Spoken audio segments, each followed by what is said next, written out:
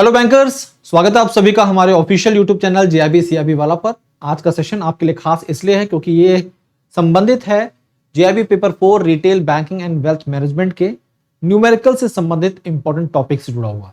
इस बार का पेपर आप अगर एनालाइज करें तो पाएंगे लगभग 30 मार्क्स के जो क्वेश्चन थे वो न्यूमेरिकल बेस्ड ही थे। अगर आपके दिमाग में ये चल रहा है कि आपके पेपर में न्यूमेरिकल्स नहीं पूछे जाएंगे तो ये गलत है। आपके एग्जाम में न्यूमेरिकल्स आएंगे और इसकी पूरी संभावना है। मिनिमम मान के चलिए मिनिमम 15 से 20 नंबर आपको न्यूमेरिकल से मिलते हैं। लेकिन इस बार के पेपर की जब बात करते हैं तो पेपर का लेवल बिल्कुल डिफरेंट था। नंबर ऑफ जो मार्क्स थे जिससे संबंधित न्यूमेरिकल्स पूछे गए थे वो 30 से ऊपर मार्क्स के न्यूमेरिकल्स आए थे एग्जाम में। इस नजरिए से हम आपको ये शुरुआत में ही बताना चाहते हैं कि अगर आपके दिमाग में चल रहा है कि अगर आप न्यूमेरिकल्स नहीं करेंगे और पेपर को आसानी से क्लियर कर सकते हैं, तो मैं ये बोलता हूं कि ऐसा हो सकता है। लेकिन अगर आप बिना न्यूमेरिकल्स किए एग्जाम में जाते हैं तो वहां पर चीजें गेम बिगड़ भी सकता है। तो इसलिए कोशिश ये करनी है कि न्यूमेरिकल्स देखिए ज्यादा टफ नहीं है आपके एग्जाम में। पेपर आरबीडब्ल्यूएम की बात करें तो न्यूमेरिकल ज्यादा टफ नहीं है। अगर आप एक दो बार प्रैक्टिस करेंगे तो वो आपको समझ भी आ जाएगा और उसमें आपको आसानी से नंबर मिल जाते हैं। ठीक है, तो आज की सेशन का मेन ऑब्जेक्टिव यही है कि वो कौन से टॉपिक्स हैं जहां से न्यूमेरिकल्स ज्यादा पूछे जाते हैं, और इस नजरिए से आपको इस सेशन को जरूर देखना चाहिए, अपने सभी साथियों को शेयर भी करना चाहिए और हमारी पेड क्लासेस के साथ जुड़कर इसकी प्रैक्टिस भी जरूरी है करना। ठीक है, तो क्लास की शुरुआत कर चुके हैं हम लोग। आप जितने भी बैंक का सेशन का हिस्सा बने हुए हैं सभी का तहे दिल से स्वागत है। आज का मेन ऑब्जेक्टिव है important numericals related topics GIB paper 4 retail banking and wealth management के कौन से हैं। तो सीधा मुद्दों पर आते हैं और बात करते हैं, आपको बताते हैं वो कौन से टॉपिक्स है जहां से लगातार क्वेश्चंस बनते रहते हैं न्यूमेरिकल बेस्ड। अब देखिए, सबसे पहले अगर हम बात करें मॉड्यूल ए की, तो मॉड्यूल ए से संबंधित इन 3 टॉपिक से एग्जाम में खूब क्वेश्चंस बनते हैं। मॉड्यूल ए है बहुत ही सिंपल, यानी कि रिटेल बैंकिंग के बारे में जानकारी। टाइप्स ऑफ प्रॉफिट, जब टाइप्स ऑफ प्रॉफिट की बात करते हैं तो यहां पर 3 टाइप के प्रॉफिट आपको पता होना चाहिए। ग्रॉस प्रॉफिट होगा आपका, ऑपरेटिंग प्रॉफिट और नेट प्रॉफिट, और इन्हीं से संबंधित मार्जिन, इन्हीं से संबंधित gross profit margin, operating profit margin और नेट प्रॉफिट मार्जिन। ठीक है, तो एग्जाम में एक क्वेश्चन यहां से आना तय है। अब वो सिंपल प्रॉफिट से संबंधित सवाल पूछ लिया जाए या फिर आपके एग्जाम में मार्जिन से संबंधित क्वेश्चन पूछ लिया जाए, इसके लिए आपको तैयार रहना होगा। हमने अपने पेड क्लासेस में मॉड्यूल ए से संबंधित न्यूमेरिकल्स की प्रैक्टिस काफी कराई है, जैसे कि एग्जाम में आपको कोई दिक्कत परेशानी ना हो। अब बात करते हैं हम लोग मॉड्यूल बी। मॉड्यूल बी से न्यूमेरिकल्स की संभावनाएं काफी कम होती हैं। बहुत ही बेसिक सा न्यूमेरिकल पूछा जाता है, वो संबंधित होता है आपके मार्जिन से। तो जब हम होम लोन्स पढ़ाते हैं तो डिटेल्स के साथ साथ में आपको जानकारी दी जाती है कि किस प्रकार के लोन में क्या मार्जिन है और एलटीवी क्या होगा। ठीक है, तो होम लोन की केसेस में, होम लोन के केस में अगर हम बात करें तो यहां पर मार्जिन से संबंधित और लोन टू वैल्यू, इसे क्या बोलते हैं, एलटीवी लोन टू वैल्यू, इस पे बेस्ड बेसिक सा न्यूमेरिकल पूछ लिया जाता है। बहुत ही लेंदी नहीं होता है, बहुत ही सिंपल सा होता है वो।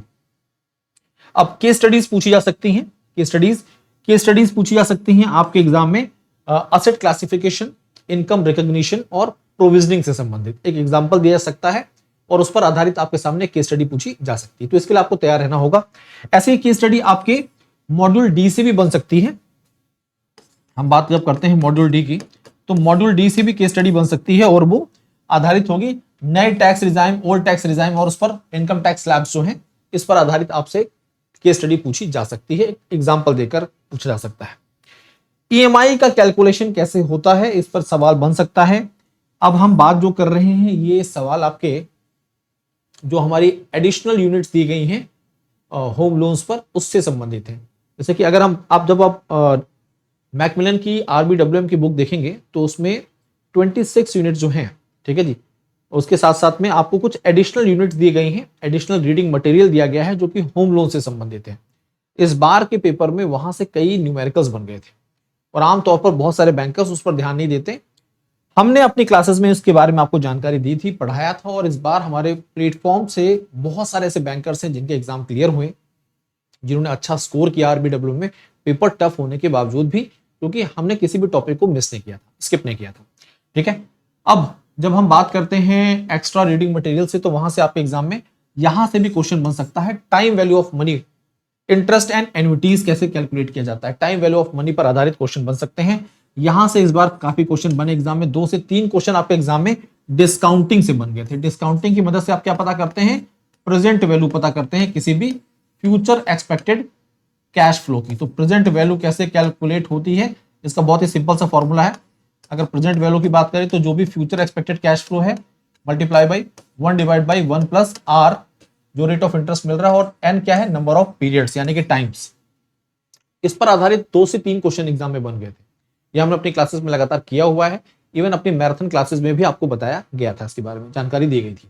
ठीक है साथियों, अब इसके अलावा देखिए यहां पर कंपाउंडिंग से संबंधित क्वेश्चन है, बहुत ही सिंपल है कंपाउंडिंग।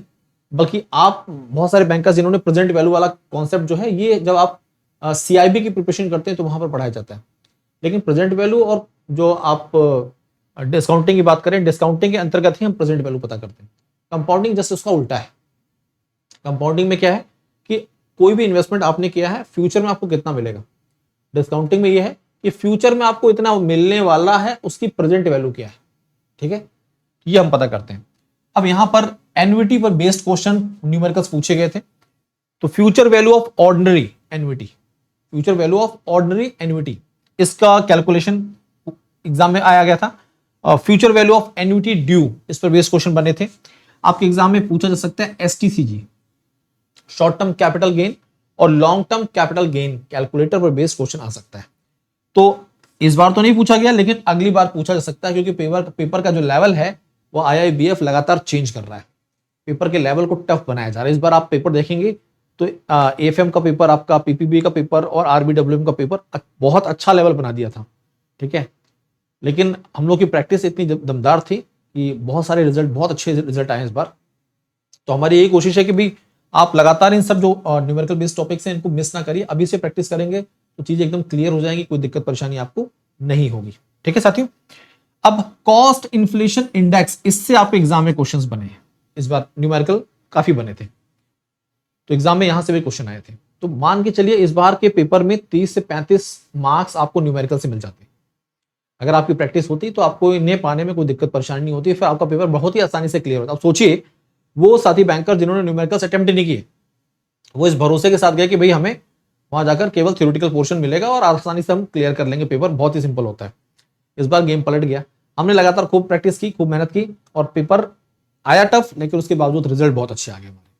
तो हम ये चाहते हैं कि आप हमारे साथ जुड़ें और इस नजरिए से आपके पास बहुत ही अच्छा मौका है जैब महापैक वन स्टॉप सॉल्यूशन, जिसके साथ जुड़कर आप अपने सारे पेपर एक बार में क्लियर कर सकते हैं। और ऐसा बहुत बैंकर्स कर रहे हैं हमारे साथ जुड़कर हमारे प्लेटफॉर्म पर। इस बार भी बहुत सारे बैंकर्स ने एक ही बार में सारे पेपर क्लियर किए हैं। जैब महापैक वन स्टॉप सॉल्यूशन इसलिए क्योंकि आपके चारों के चारों पेपर आपको मिल जाते हैं एक ही सब्सक्रिप्शन के अंतर्गत। 3 वैलिडिटीज में उपलब्ध है। 6 मंथ का सब्सक्रिप्शन आपके लिए 2599 में है, 12 मंथ 3799 में और 24 मंथ 5799 में। अब समझिएगा यहां पर आपको एक्स्ट्रा बेनिफिट मिल रहा है, इसलिए हमने बोला डबल बेनिफिट सेल है। अगर आप महापैक लेने जा रहे हैं तो आपको एक कोड यूज करना है $200। क्या यूज करना है? $200। ये कोड अगर आपने यूज कर दिया तो आपको एक्स्ट्रा 200 ऑफ मिल जाएगा। तो मतलब ये सब्सक्रिप्शन आपका 2399 का हो जाएगा, ये सब्सक्रिप्शन आपका हो जाएगा 3599 का और वो सब्सक्रिप्शन 5599 का हो जाएगा। साथ साथ में इसके इस महापैक के साथ में आपको मिलते हैं एमसी क्विजेस मिलते हैं, मॉड्यूल वाइज डीपीपीज मिलती हैं, मॉक टेस्ट मिलते हैं, डाउट सॉल्विंग सेशंस मिलते हैं। ये सारे बेनिफिट्स भी आपको इसी के साथ अवेल करा दिए जाते हैं। अब देखिए बहुत सारे नए बैंकर्स हैं, बहुत सारे पुराने बैंकर्स हैं जिन्होंने जैब कैब नहीं दिया है, उनके लिए बहुत ही जबरदस्त कॉम्बो पैक है जैब कैब महापैक। इसके साथ वो जुड़ सकते हैं। 2 वैलिडिटीज में उपलब्ध है, 1 साल और 2 साल की। 1 ईयर का सब्सक्रिप्शन आपका 5299 का है, 7199 में 2 ईयर का सब्सक्रिप्शन है जैब और कैब दोनों का। आपको दोनों का एक्सेस मिल जाएगा, दोनों पेपर का। अगर आप $200 कोड यूज करेंगे तो एक्स्ट्रा 200 तक ऑफ है और ये वैलिडिटी जो है मात्र 12 से लेकर 16 जुलाई तक ही उपलब्ध है। ठीक है साथियों, फाउंडेशन बैच के साथ जुड़ना चाहते हैं, जहां पर जुड़कर आप अपने बेसिक कॉन्सेप्ट को क्लियर करना चाहते हैं, अपनी फाउंडेशन को स्ट्रॉन्ग बनाना चाहते हैं, तो मात्र 1799 में आप इस बैच का हिस्सा बन सकते हैं। और जैब फाउंडेशन 2.0 बैच भी लॉन्च हो चुका है। आगे बढ़ें, जैब पेपर से संबंधित आपके इंडिविजुअल बैचेस जो है, एएफएम हो गया, आरबीडब्ल्यूएम हो गया, आईईएन आईएफएस हो गया आपका, और अगर हम बात करें पीपीवी हो गया, इन सभी इंडिविजुअल पेपर के साथ आप अपने आप को एनरोल कर सकते हैं मात्र 599। कोई सिंगल पेपर रह गया है तो उसके लिए आपको पूरा सब्सक्रिप्शन लेने की जरूरत नहीं है, आप सिंगल सब्सक्रिप्शन के साथ अपने आप को जोड़ सकते हैं, एनरोल कर सकते हैं। ये इंपॉर्टेंट इंफॉर्मेशन थी आपके लिए। ये टेलीग्राम चैनल है जैव_कैब बाय भास्कर सर, इसके साथ जुड़ जाइए। कोई दिक्कत कोई परेशानी बेफिक्र होकर अपनी शिकायतों को, अपनी क्वेरीज को रेज कर सकते हैं। हमारी टीम, हम हर संभव प्रयास करते हैं कि आपके सवालों का जवाब जल्द से जल्द दे दिया जाए। तो लगातार हमारे साथ जुड़े रहिए, पढ़ते रहिए, आगे बढ़ते रहिए। थैंक यू, धन्यवाद।